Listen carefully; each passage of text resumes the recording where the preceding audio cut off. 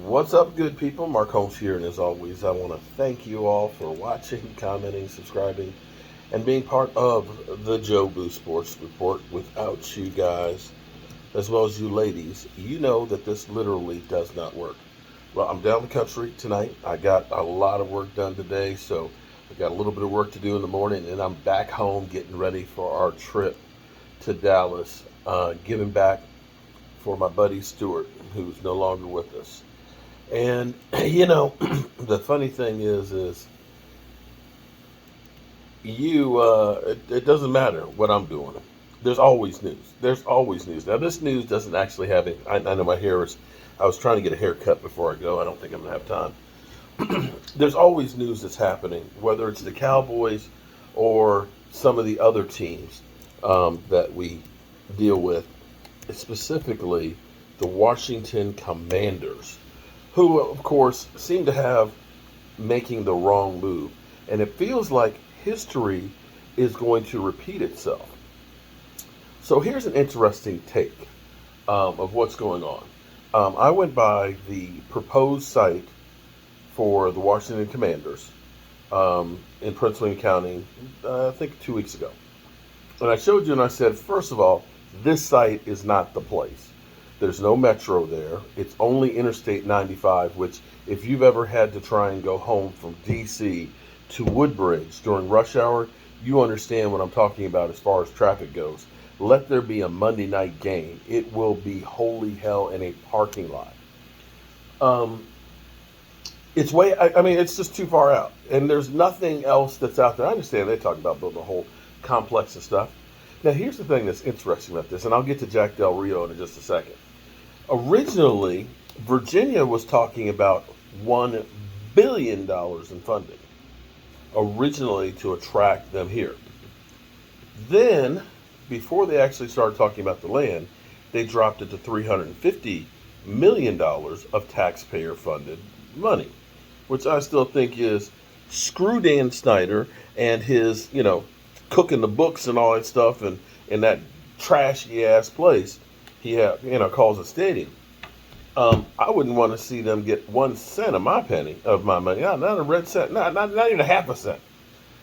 So then you had a Virginia state senator who used to be a season ticket holder for 18 years. But he said, I'm withdrawing my support for the team because they're not a viable franchise. They're reckless. They stink. The product they put on the field, it's not worth it. I don't want that trash in Virginia. Which started the steamroll of they were supposed to actually have a vote about the funding. They canceled that meeting. And this is deja vu because originally Jack Kent Cooke wanted to build a stadium at Potomac Yards, which was a rail station. I mean, it was just like a big rail yard.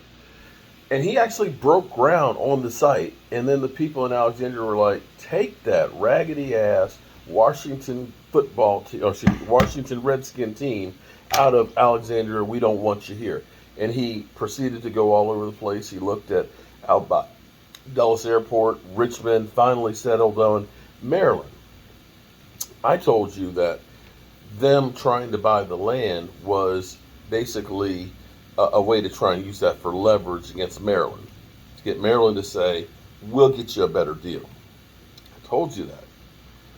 Enter Jack Del Rio, former linebacker, used to play for the Cowboys. He done put his foot in his mouth today. Basically, he said that June 6th was just a dust-up. It was no big deal.